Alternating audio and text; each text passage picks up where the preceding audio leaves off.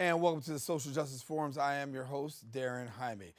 We'll bring you a forum today that discusses the deeper understanding of the issues and inequities that so many people face. That's what this show is all about. We present multiple points of view, promote civic engagement. So we ask that you stay tuned because the Social Justice Forums begins right now.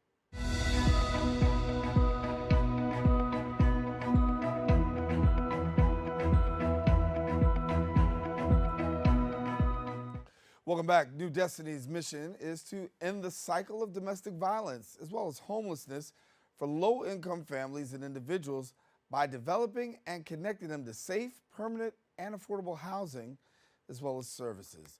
Governor Kathy Hochul recently had a 5-year housing plan focused on affordable housing and mitigating barriers to access public assistance in the 2023 enacted budget. Joining me now and sharing more is the Executive Director of New Destiny Housing, Nicole Branca, and we thank you so much for being with us. Thank you, Daren. It's nice to be here again. Glad to have you back and sharing again. Talk to me a little bit about the issue where we are dealing with this issue of housing and homelessness, because as we look at homelessness across New York City, some would think by now things would get better. But when we talk to people with boots on the ground, they say, Daren, it's not as easy as that. Yeah, I mean, we all see it as New Yorkers. We see homelessness everywhere we go. Our organization, New Destiny, focuses laser-like on families and individuals who are homeless and are homeless because of domestic violence, and they're really a hidden population. So there's a network of domestic violence shelters throughout the city, and we have thousands of families, 10,000 people a year who cycle through these shelters. And we're focused on trying to build as much housing as we can for these families, and whenever possible, prevent them from having to go into shelter in the first place. You probably know this because of the work that you do, but domestic violence is the #1 reason for families entering shelter in the city.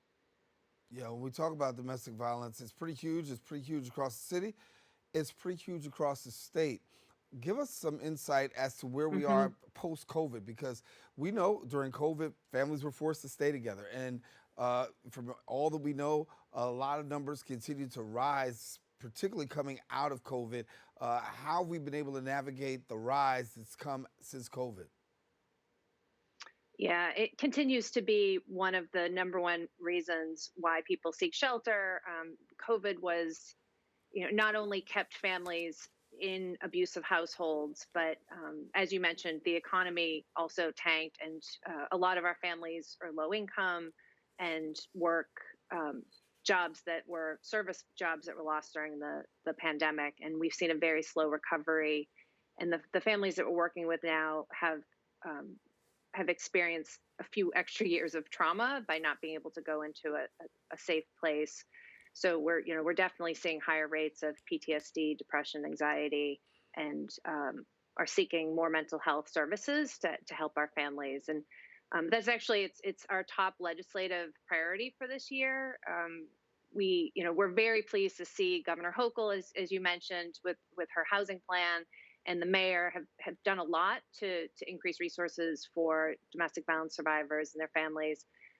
But we have a lot of families that we already house, and we also need to protect those families from recidivating back to homelessness, going back to their abuser. So our top priority is actually having the state increase the funding that they have for a very old program called the New York State Supportive Housing Program that doesn't give providers like New Destiny enough money to keep both case managers and security in our buildings. So we are very lucky to have council members like Councilmember Sanchez who give us discretionary money, and some foundations that give us money. But the state really needs to prioritize helping the families that are, one foundation grant or one council member grant away from losing either their case managers that are helping them recover from the trauma and or the security guards that are keeping their buildings safe. So we're really hoping that the legislature and the governor focuses on increasing this old night shift program this year. Yeah, we talk a lot about the problem, but we know the solution is tied to permanent supportive housing. That's something that so many people are advocating for. But walk us behind the door. Give me a little bit about permanent supportive housing and why that is of such value to victims of domestic violence. Absolutely. Domestic violence survivors and a lot of other people who have experienced homelessness, they obviously need subsidized housing to get to climb out of the situation that they're in. And with domestic violence survivors, it's that much more important to find a safe space because their obviously lives are at risks, or they wouldn't have fled and left their home for shelter. And supportive housing provides this affordable housing, so no tenant pays more than a third of their income in rent, which gives them long-term stability in their apartment, and they have a lease and they can stay as long as they want. But what supportive housing does is it provides on-site services. So, our families have gone through a lot of trauma. As I mentioned, they often experience, and not just it's usually the mother, but the children as well have lived through this vicarious trauma or the abuse themselves. And so we provide on-site services and supportive housing to help both the parent and the children find a new community. They've left everything behind, but then also work with them to gain the resources that they need and get the help that they need to recover from this PTSD and anxiety and depression and a myriad of other issues that we would all expect would happen if you're living with abuse for years on end. There is a concern by many on the inside, Nicole, about where the supportive housing rates are, because when you talk about funding supportive housing rates and getting funding into supportive housing rates, we know that there hasn't been a raise or an increase, if you will, in just about 3 decades, if I'm correct. So talk to me about That's right. talk to me about how we're going to be able to break that cycle, given the fact that we need to attack supportive housing, no question about it. So you got a problem of A, supportive housing, and then B, I got to get these rates increased to be able to meet the needs, particularly with the cost of living increase. Yeah, so we're fighting this on two ends. First is this night shift program. That's the one that's 3 decades old, the New York State supportive housing program, and that's where we can't afford the staff that we have, and never mind cost of living adjustments, which we obviously want to give our staff year in and year out, and living wages. But then we're also fighting to increase funding so that we can build more supportive housing, and that's the Empire State Supportive Housing Initiative. We're working with the Supportive Housing Network of New York and providers across the state so that we can increase the funding for this program called ESHI, so we can develop more supportive housing, because you can't build the buildings unless you have a commitment for the operating and services funding for the building. So it really does fuel production. And if we want to build more buildings and provide this housing for DV survivors and veterans and other families and individuals who are struggling with homelessness, then we need the state to increase these ESHI rates as well. Yeah. Make our public aware of the initiatives that you have via legislation. I know there's some things you're really advocating for. How can the public really get behind you and support some of these initiatives? Let's first of all make the public aware of what these initiatives are and how they can put their voice to them. Yeah, absolutely. Thank you for asking. We have 2 legislative priorities that we're working on as New Destiny, and then with larger coalitions across the state. One is to increase the HAVP is what it's called, and it's getting a lot of traction. So we're hopeful this would create a new rental subsidy for the state. So most people are familiar with Section 8, but that's a federal program, and only 1 in 4 families that are eligible for Section 8 receive it. So year after year after year, we can't rely on the federal government to make up for this need. And so we're asking the state to do their part and create this homeless assistance voucher program, which would be comparable to Section 8 and help meet this need. And then the other legislative priority that we're working on is very similar. It's the city's rental subsidy, because we think they should also help with this crisis. And that is, they've already created the program. It's called City FEPS. And we're hopeful that they will expand the eligibility to include immigrant families. We have a lot of mixed status families in our work with helping domestic violence survivors, and this would really open the door for families who weren't born here but live here and have experienced this abuse and need help. When we talk about the ears of elected officials, what do you think? Are you getting the necessary traction that you need to have supportive ear for this matter when it talks about homelessness, domestic violence victims, the things that we're talking about here, housing. Are our public officials really stepping up to the plate in terms of hearing, but not just hearing, but really, because everybody hears, right? But I need you to address this. Yeah. So talk to me about addressing. Are you comfortable with that? I mean, you never know until the budget's over, but we do feel like the leadership in Albany is listening to us. You know, the governor has domestic violence in her family, and she got her start opening a domestic violence program in upstate New York, and so we're always hopeful that she'll continue to support programs like this, and then we have great leadership. We have Assemblymember Rosenthal and Senator Kavanaugh have been supportive year in and year out with programs like this. So we're hopeful. Yes. Yeah, yeah. But if things don't go your way, let's just look at it as a positive. If we don't see these things happen, how far of a setback would that be for what you do? Well, again, we have 10,000 people cycle through the DV shelter system each year, and thousands more go through the city's general population shelter. So, and we can't make a dent in that, and we can't help those families if we don't get more resources. And we were lucky this last year to get an emergency program from the federal government through the American Rescue Plan, but that ends this year. And so, we've been able to stem the tide because of this federal program. But if the state and city don't step up, then we'll see an increase in shelter. Absolutely, especially I'm sure you're covering the eviction rates going back up. So we fully anticipate, if there's not something done, to see evictions go up and more people end up in shelter, including DV survivors.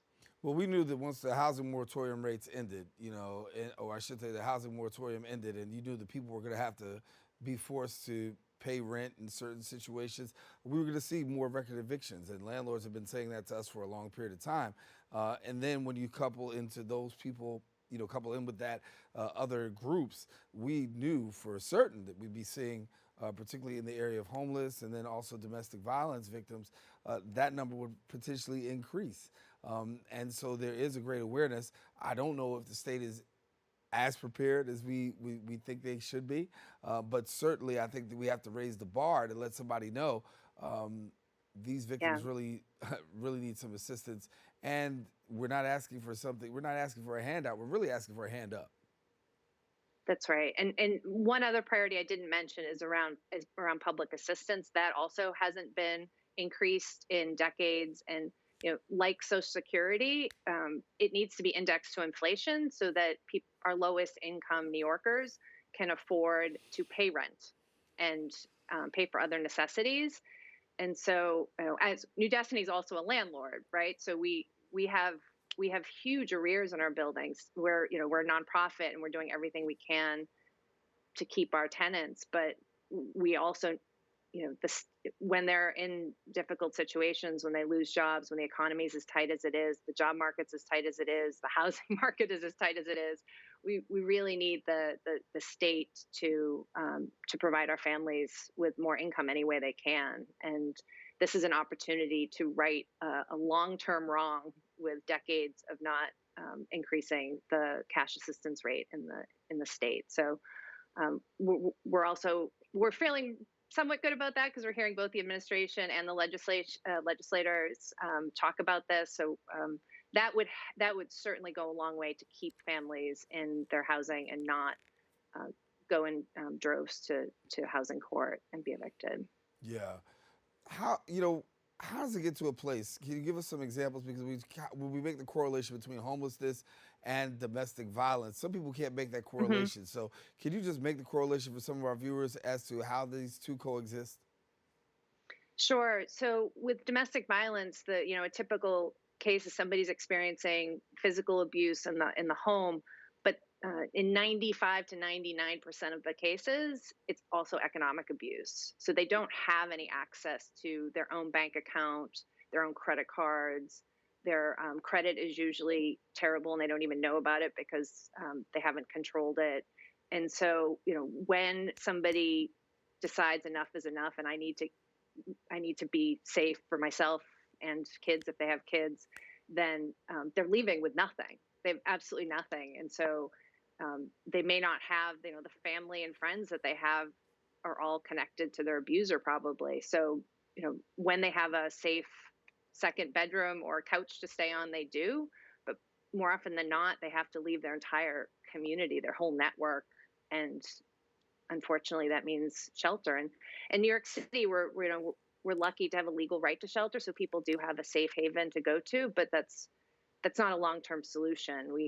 Kids are, shouldn't be living in shelter and going to school. And, we need to find permanent homes that are safe and allow families to start to rebuild a new community and have staff on site that can help them, build their finances back up, et cetera. And that's the work that New Destiny does, right, Nicole? I mean, you really help people Yes. get back on their feet. So educate our viewers a little bit more on how that happens. You have a family, you have an individual that really goes through the situation. What's the process? I come through and I say, New Destiny, I need some help. Where do we go from here?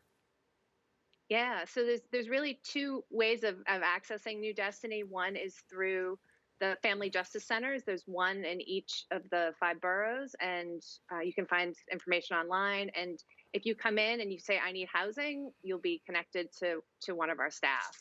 The other way is through shelter. We also take referrals from shelter for our housing that we develop and run.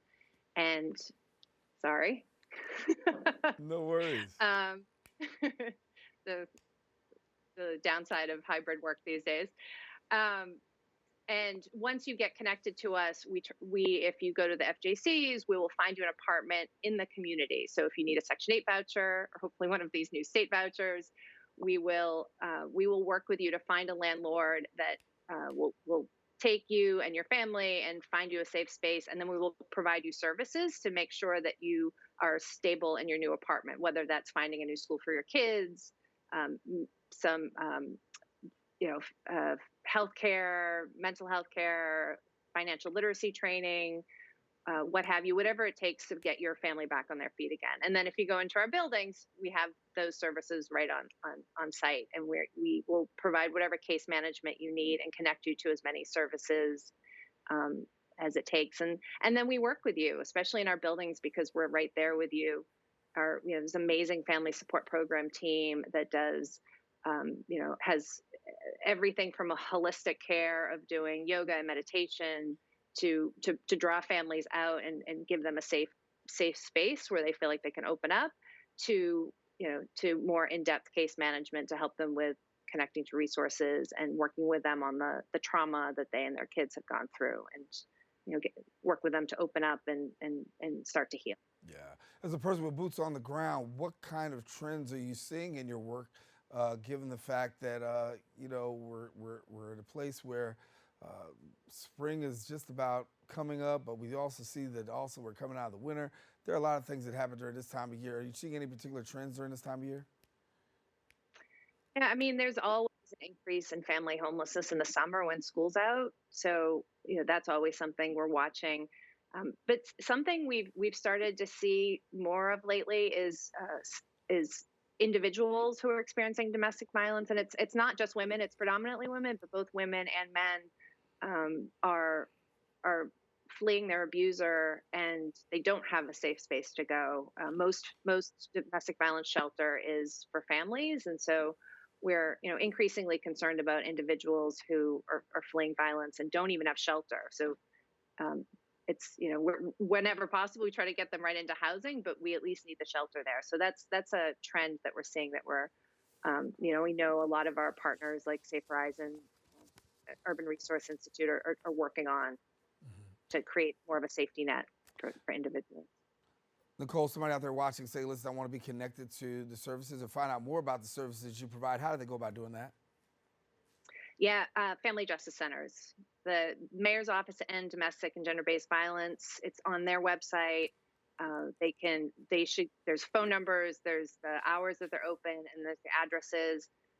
They can go to the family justice centers, and we are the resource if you walk in to say, I need housing. And so you get connected to our staff right away. Yeah. And before we go, I just want to ask you that question because you did allude to that a little bit earlier on. You were talking about victims of domestic violence. And traditionally, we know that women will be the majority. But from your perspective right now, you're seeing a lot more men come forward. Yeah, I mean, it's still 90% women and mostly families as well. But as we're thinking about policies and developing housing and shelter, we also need to consider the individuals, young adults, runaway homeless youth. There's a lot of people who need this support. And it's not just the traditional family, but it's still mostly the traditional family. All right, Nicole, we got to leave it there, but thank you so much for joining us and being with us. And certainly want to thank you for the work that New Destiny is doing to help those in the area of domestic violence. Glad to see you one more time. Thank you. All right. Nice to see you. Good to see you, too. Okay, take care. All right, take care. Well, we're taking a quick break. We want you to stay with us. We have another guest, a couple more to share with you here on the Social Justice Forums.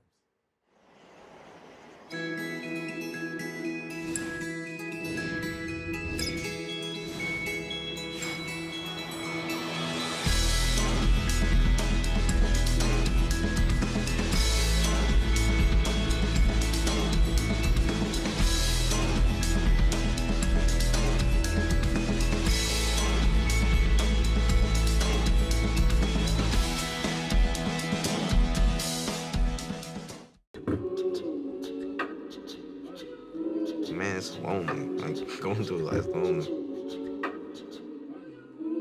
There is the therapeutic aspect of music, just expressing how you feel. I'm going to talk to Howie about his feelings, make it into a song.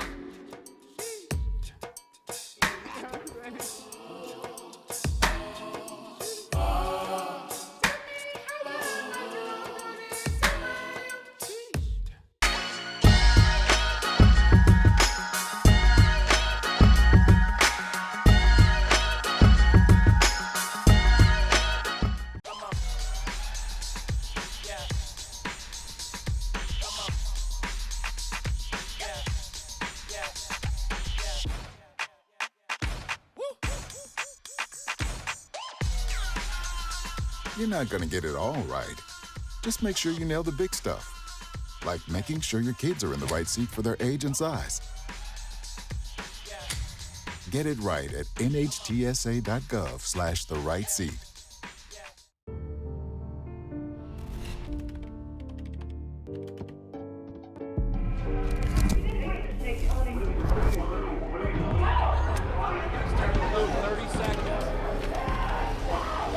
I'm an ex-drug dealer, and I'll be your sub today. Can you see anything different as a pill? No. You don't know? Fentanyl is being mixed into everything now. There's only one thing that will save somebody's life. That is naloxone nasal spray. Fentanyl, it's cheap, it's potent, and it's profitable. Why would drug dealers put a lethal dose of fentanyl in drugs if they know it's so harmful? Really just all about the money. I just didn't realize that one pill could change your whole life. More kitchen now.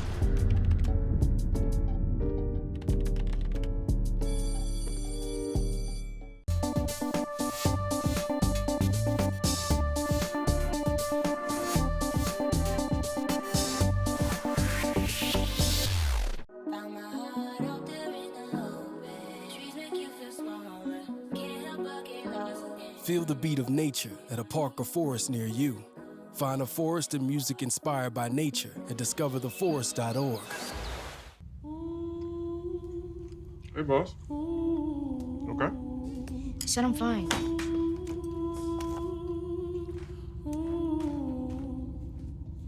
Put me to bed, see you in the morning.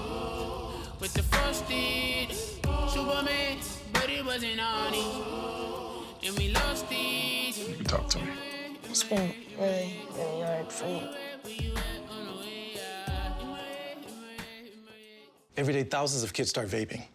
And I can't let this happen to my kid. Of course, it's awkward to talk to your kids about the dangers of vaping. Hey, bestie, how sketch is me? It's hard to get their attention. Ready? Go. Yes, look at that. You didn't turn yours over. So if you want to talk to your kids about the dangers of vaping, you have to get it trending. Right, backpack kid? Let's do it. First, invite your kid to do the vape talk. Let's try this. All right. Why is he here? Yeah, I gotta get it trending, honey. Come on. To the left. To the right. Let's go.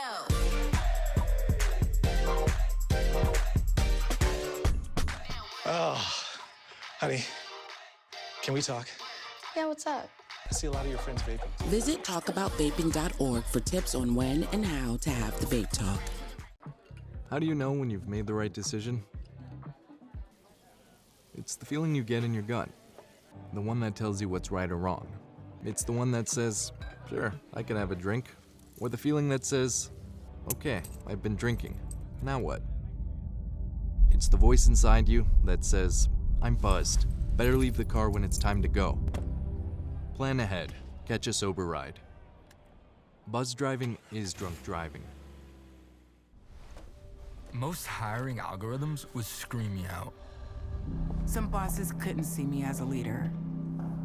I've run this place for 20 years, but I still need to prove that I'm more than what you see on paper.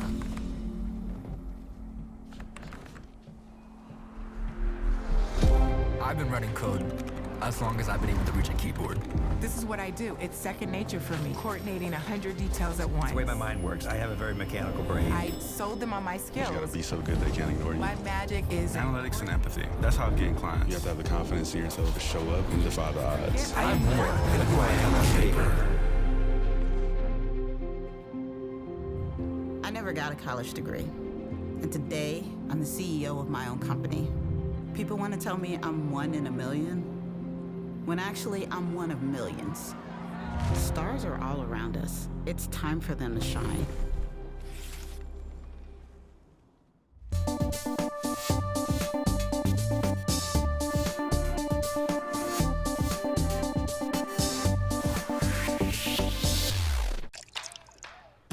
You're not gonna get it all right. Just make sure you nail the big stuff. Mama! Like making sure your kids are in the right seat for their age and size. Get it right at nhtsa.gov/the right seat. You can talk to me if you're feeling sad. Thanks for hearing me out, bro. Whenever you need to talk, I'm here, okay?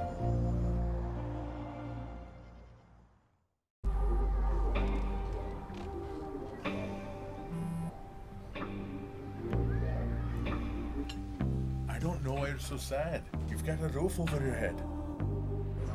Bro, you gotta stop with that depression stuff. That's a white people thing. Escúchame, en esta casa los hombres no lloran.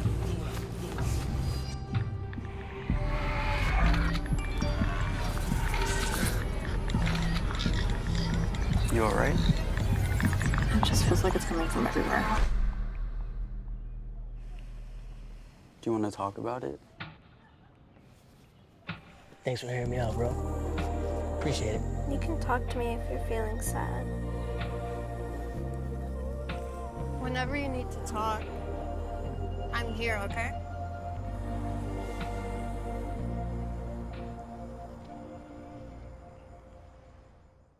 You can now watch MNN, Brick TV, QPTV, and SIC TV on BronxNet. Tune in to BX Omni, Channel 67 Optimum, 2133 Fios during most Sunday evenings. We'll show you some amazing content from our friends at Manhattan Neighborhood Network, Brick TV in Brooklyn, Queens Public Television, and Staten Island Community Television. Every borough represented in the Boogie Down. Epic partnerships for the ages. And catch our new Next channel, produced in partnership with MNN, 24/7 on BronxNet Channel 952 Optimum and 2138 Fios. Dear moms and dads, what you have achieved here today is going to help us and our futures. It is why we are coming up on stage to collect your diplomas. You know it's true. Mom, we love you always. Everything I do. When you graduate, they graduate. Visit finishyourdiploma.org to find free and supportive adult education centers near you. STEM is everywhere. Like here, behind the scenes of The Walking Dead. When we break down clothes, we tumble it with trisodium phosphate, rock salt, and dish detergent.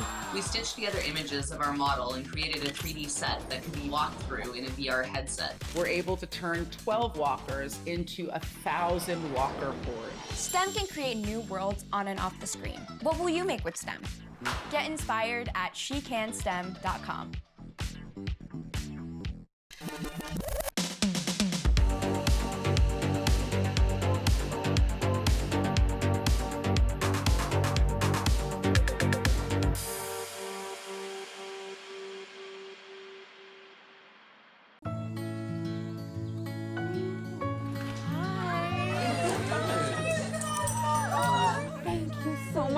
Fostering a pet for a friend or neighbor can keep families together. Learn more at petsandpeopletogether.org.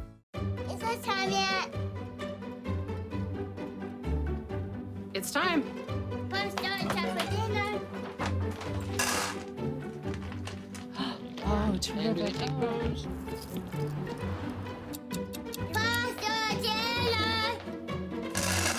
Donating pet food is one of the many ways you can help families in your community. Pets and people belong together. Learn more at petsandpeopletogether.org.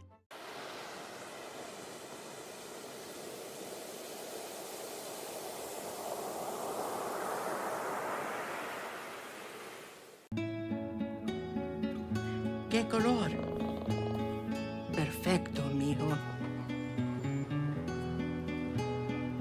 Gracias. Thank you. What's wrong, mijo?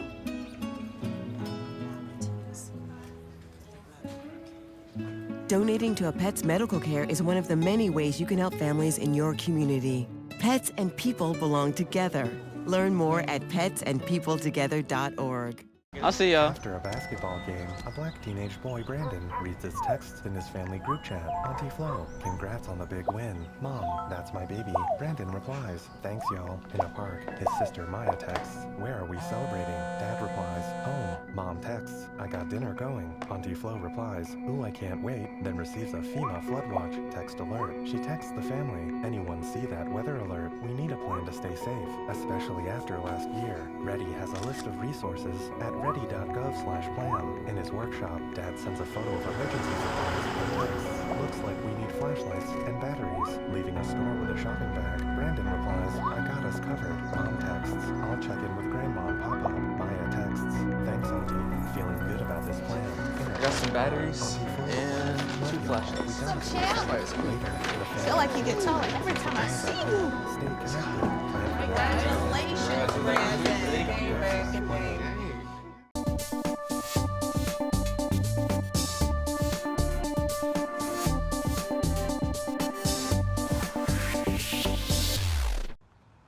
Even though we didn't grow up together, he's my favorite brother. Hey, sis. I'm the baby of the family, and he's the gentle giant. What you know about poor Georgia? Man, please, that's a classic. You know when they say people are a rare breed? Yeah, he's that. I'm sorry, I'll be back in a few hours. Don't worry, Shug, you know I'm for you. I know. Go get the football. That was my favorite memory. He was always for ya. This is a true story of me, Bridget Floyd, and this guy, George Perry Floyd Jr., my big brother.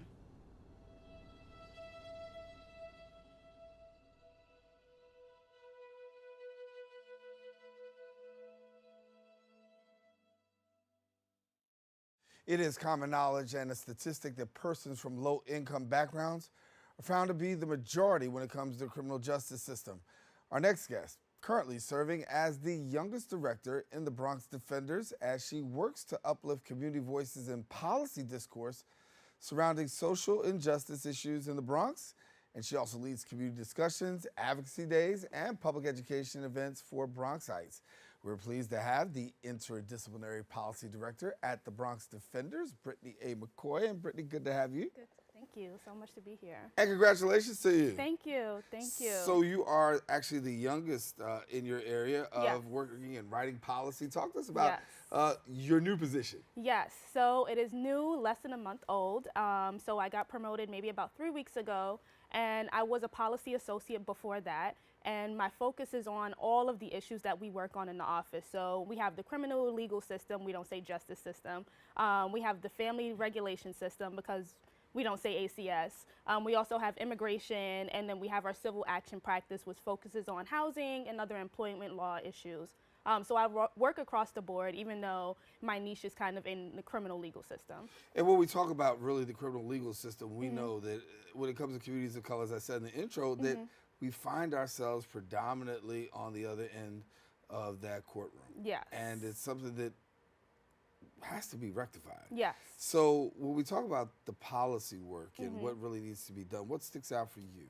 Yeah, so what sticks out for me is just knowing the history of how our laws were made and who makes the laws. So when I looked around and when I got into this work really young, I was 16 years old, I understood that there were a lot of people writing laws for people in my community who didn't look like me, who didn't come from the backgrounds of my background, or who just didn't understand what living in a neighborhood like mine looked like. And there was legislation being made that directly impacted young people, just people from low-income backgrounds or any other marginalized community that you can think about, but there weren't enough voices in the space speaking to the direct issues that were going on. And when policy is legislated in those manners, it's really difficult when you're trying to enforce that policy or just speaking about the people who that policy is going to directly impact. So I wanted to be one of the people in those rooms and speaking when those things are not being talked about. You know, there's often that saying, right? I want a seat at the table, right? Right. But it's not just important just to have a seat at the table. You want to have a voice at the table, right? Right. So yes. talk to me for yourself about what it feels like, not just being a seat at the table, because now you're a voice at the table because you're talking about policy, we're talking about change. Right.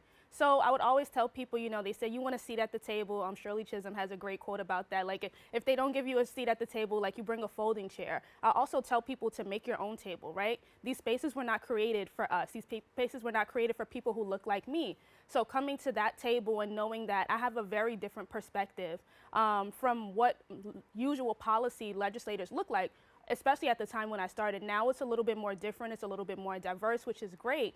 But it is often, you know, difficult sometimes to speak up. Well, I wouldn't even say difficult to speak up in those spaces, but it can be challenging. It can be challenging, but also empowering to be one of the only voices in that room, trying to ensure that, you know, I never say I'm a voice for the voiceless or anything of that nature, because I think that people have their own voices. I want to make sure I'm lifting people up into those spaces, and I remember that every time I come to those tables.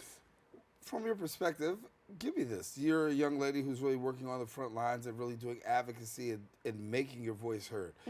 The truth be told, congratulations. I know you've worked on the Hill before, too, as an intern, and you've had the opportunity to work on Capitol Hill. But when I cover Capitol Hill and I walk through Capitol Hill, I find most of the time those persons that are working with a lot of our legislators are young. Yes. They don't always get the press. It's usually the senior guy that's sitting in the back sometimes. Right. But many times it's a lot of youthful advisement that goes on in the area of that.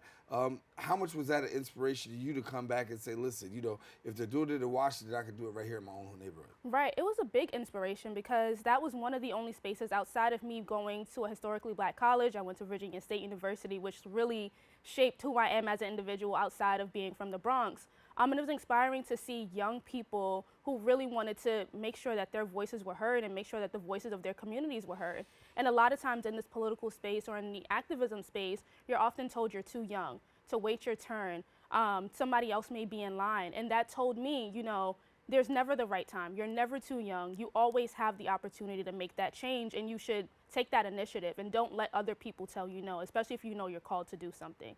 So I wanted to bring that back to my neighborhood. Yeah, I remember my friend Congresswoman Ayanna Presley talking about that. Yeah, yes. She talks about they said it wasn't my time, but it's my turn. Right. And ultimately, she ends up with a seat in the Congress. For yourself, when you look at the needs of the community and the work that you're doing right now, if you had to give priority to some things, what would be some of the top priorities that you see really that we really need to be putting our eyes and our ears and our voice to? Right. I would definitely say young people and resources.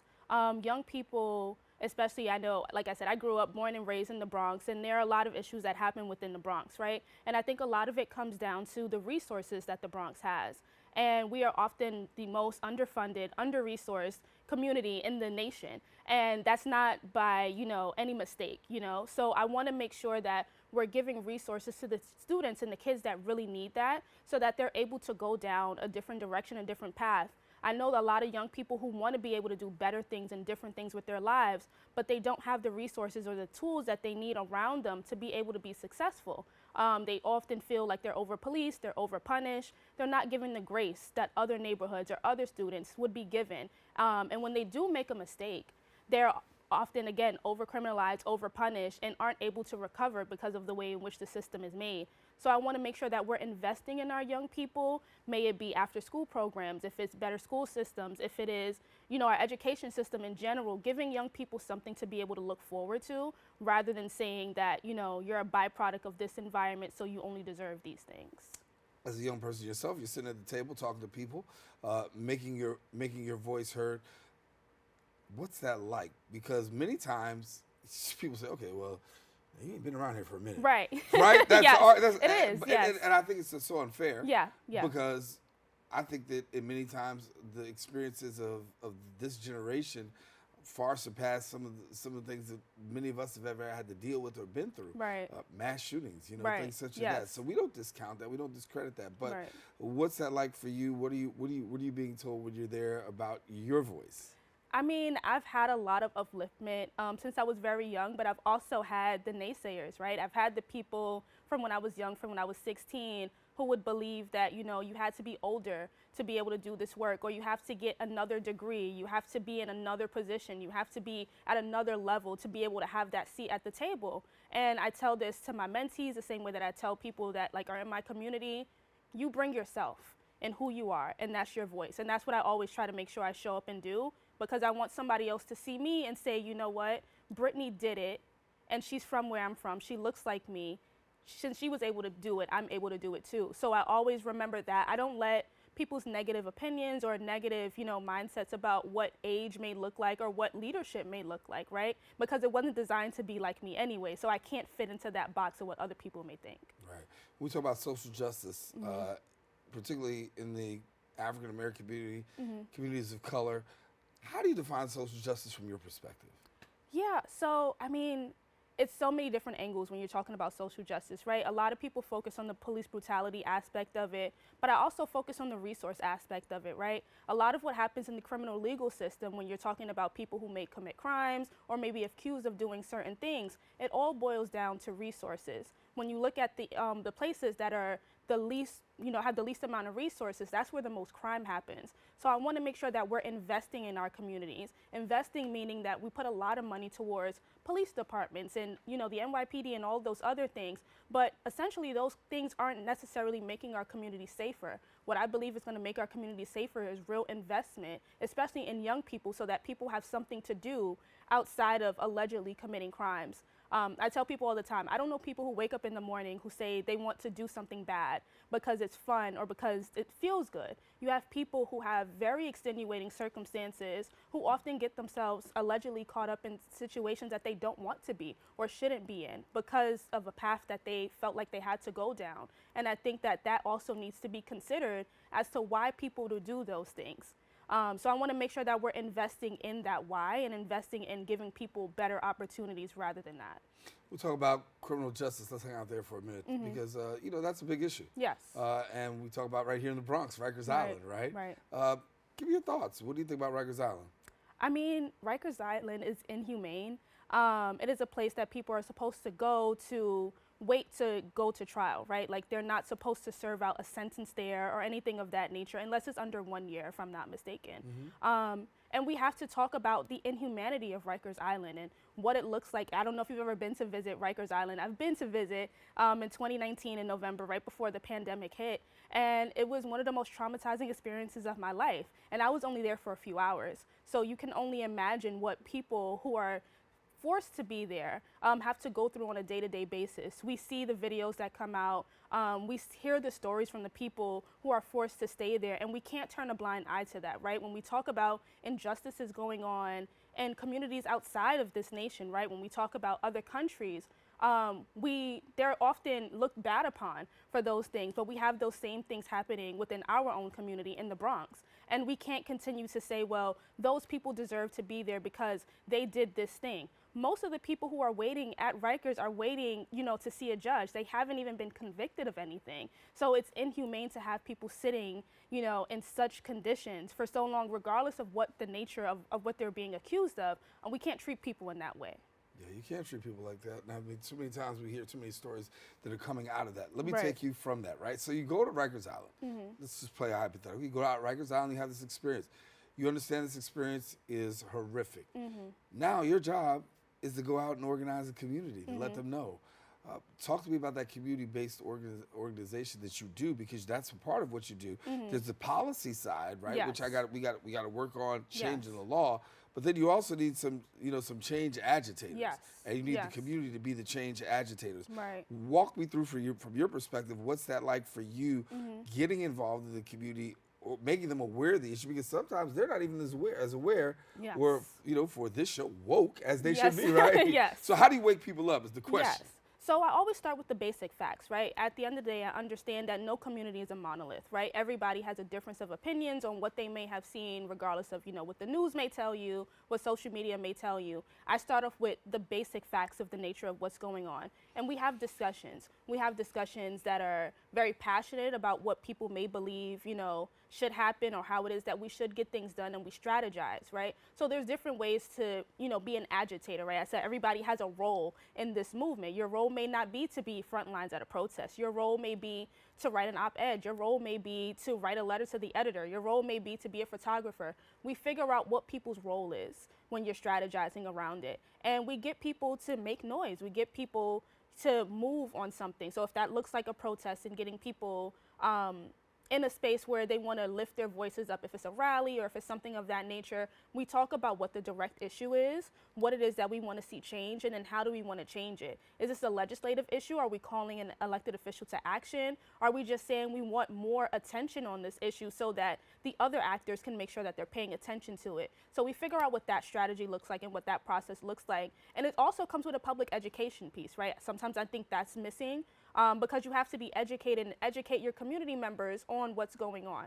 I always tell people I don't want the me's. And what I mean by that is I have a lot of direct access to these spaces because I sought them out because I wanted to be in this field of work. The people who are the most directly impacted often aren't seeking out this field of work because they don't believe that this system works for them. So they don't want anything to do with it. So we start from that place of like a public education piece of what is actually transpiring, and then we move over to the organizing phase of things. There's two sides to this thing. You have the piece where you're doing the organizing, and then you also have that advocacy piece, right? Yes. You have the piece and you do both. Because Yes, right on one yes. side there is, I got to get the public woke, and we have to make the woke. And then also I sit at the table, and I sit at the table to be able to create policy and make those and make those changes. Which one do you enjoy better?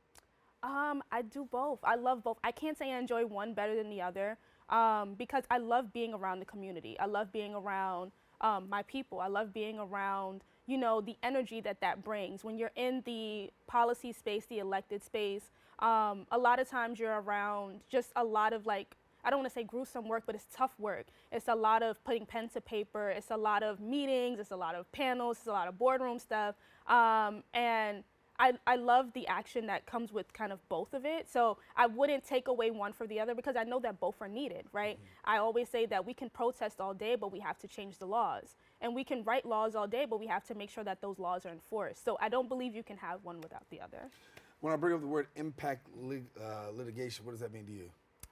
Impact litigation, just making sure that, we have an impact litigation practice at the Bronx Defenders also, but making sure that litigation or whatever that legislation looks like that comes with suing, in many instances, which is not something that I deal with. I'm more on the policy side, even though it does intersect. But that impact work, it focuses a lot on how do I say this, what we can't do when we legislate. So sometimes the court does have to come into practice. So I look at it more so as like a legal court system way of dealing with things.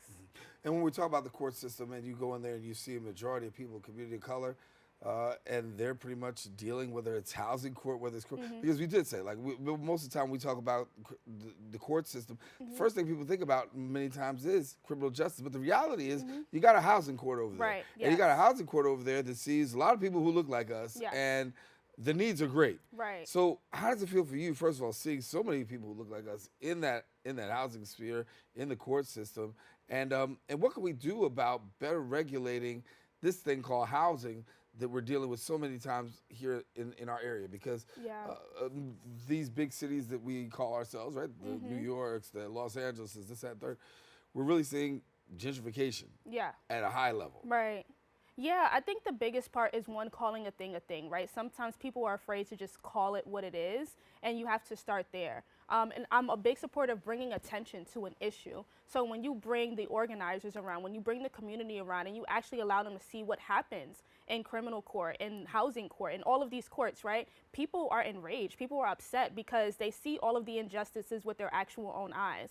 So I would say that's one of the biggest pieces, is making sure that people are present to actually see what's going on. And then you move to the strategy phase, right? We see it, now what do we want to do about it? Do we want to call our legislators and ask them to act on a bill? Do we want to call them and say we need greater enforcement going on? What is the actual goal that we're trying to rectify, and then go from that point? Yeah. Housing, as you see it right now, how much of a big issue are you tackling in your field with people who are saying, listen, we need help? I'm more focused on the criminal legal part of it, but we are seeing a lot of it all works in a holistic manner, and that's what kind of my role as interdisciplinary policy director is. I see it from a very broad vantage point. So there are times where you can have a legal case, and that then trickles down to a housing case, and that can then trickle down to you losing your housing because of something that you haven't even been convicted of. So we see a lot of those things happening, and also across with, you know, the family regulation system and with the immigration system as well. So it all works in a holistic nature, and I think it's important for people to know that none of these systems work in silos. They all work on behalf of each other, intertwined with each other. Yeah. Federal versus state versus city. There's a lot of layers to that. Given the fact that you've had some experience in all of them, is there an easier one to navigate when it comes to laws?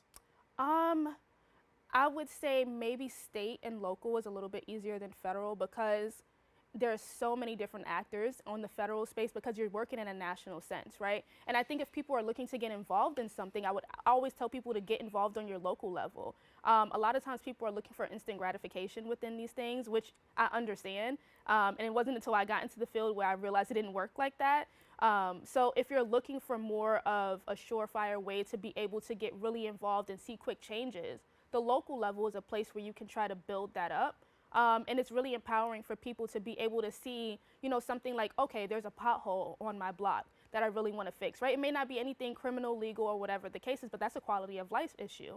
You're able to focus on those issues as well. So I would really encourage people to get involved on the state and local level, because there's so many different changes that you can make in your community just on that level alone. We often look at the president and Congress and say, you guys are not doing anything, you need to fix my community. And it may be something that is better suited for the state and local level, because they don't have jurisdiction over that. Yeah.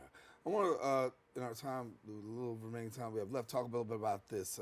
Gen Zers, right? You got Gen Zers, you got millennials, very active sometimes in organizing and really taking to the streets and advocacy.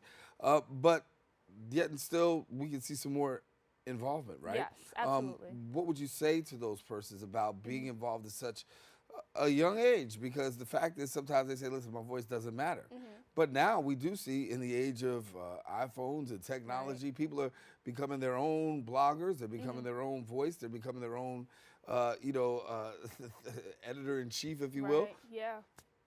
We'll speak to that and talk about the power of being able to have a young voice out there. Yeah, so I'm kind of on the cusp. I don't know if I'm Gen Z or a millennial, because I'm right there. Right. But I make that joke and talk about that a lot, because there is also like a stigma where people feel, you know, when you're younger, you can't talk, or you don't have a voice, or people may try to, you know, put that into you. And I always tell people that as a young person, your voice absolutely matters. If it didn't matter, they wouldn't try to stifle it, right? So you scream at the top of your lungs, you be as loud as you possibly can be, you use TikTok, you use Instagram, whatever your mediums are, you reach out to your friends, you reach out to your communities. If you have an issue, you talk about it. Don't allow anyone to silence what it is that you have to say, because what you have to say matters. So whatever it is that you feel like you want to discuss or talk about, make sure that you're getting that out. Don't allow people to make you feel that because you're younger, your voice in the space doesn't matter. You have experiences just like other people. There are certain things that young people can speak to that people who may be a little bit older than us don't have the experience in, because we're coming from 2 different generations. So it's always empowering, and I always want to empower young people to lift your voices up no matter what people say. Legislative priorities we should be keeping our eyes on right now? I would always say the criminal legal system, just making sure that we're investing resources in our community. Like, resources are always going to be the #1 thing, because that's going to get us from the point that we're at right now to the next point. Yeah, and when we look at the criminal legal system, obviously a lot of reform has taken place. We've seen the issue with bail reform, right?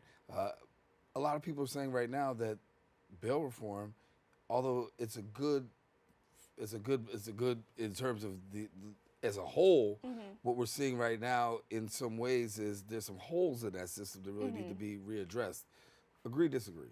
I wouldn't agree necessarily, because when you're looking at bail reform, and again, it also starts from the facts of the matter of what does bail mean, right? So in our criminal legal system, we're told that we are innocent until proven guilty, but that only actually happens if you are capable of paying bail, if you are at a certain income range where you're able to fight your case from the outside, right? So when you have people who are in the top 1% or just have discretionary income, right, that they're able to use to be able to pay for bail to where they don't have to fight on the inside of some place like Rikers, we see the direct impact that that has on their case. And again, they are not proven guilty of anything at that point. So if we're going to talk about something that is constitutionally available to people, we can't say that we're going to take those constitutional rights away because of an arbitrary, whatever opinion it is that we have about mostly what people from the Bronx or low-income people are able to afford or have access to. It has to be across the board. I remember we started talking earlier. You said you went to Rikers Island, had that visit. Talk to me about, just before we go, what did you see? I saw a lot of young people, to be completely honest. I saw cells. I saw where people were being held at. I saw just like what the bathrooms looked like. I saw what some of the areas in which people were like doing recreational activities looked like. And it just didn't look like a place that was the most humane place to be in. It wasn't the most sanitary. It wasn't, we even saw like the law library and things of that nature where people were able to go and study on their case and things of that nature. And it just didn't feel like a fun place to be in, right? I know, of course, prison is not, or jail is not supposed to feel fun per se, but you felt confined. You felt like you didn't have an escape out. You didn't feel like this was somewhere that you wanted to be. And you can tell that by, many of the people that we spoke to or who wanted to speak to us and maybe didn't have the opportunity to, that people felt like they were hopeless and they didn't have any way out. Yeah, Rikers Island is certainly a story that we continue to follow here on the Social Justice Forum. I want to say thank you, Brittany, for taking the time to talk a little bit about this work. And I think it's a very important work. And thank you for already making it your life's passion, right? Thank you. And so thank you for being with us. Brittany A. McCoy, our guest. And want to let you know we're at the end of our show today. Hope you enjoyed this week's discussion on the Bronx Social Justice and Anti-Violence Forums. Now, if you want to rewatch this week's edition, catch the Recablecast right here on BronxNet.org. If you want to join the conversation and present your point of view, well, you can visit our social media pages at BronxNet TV. Join us next week. We'll elevate the conversation, bring some further awareness across the globe. I am Daren, Jaime, your host, saying take care.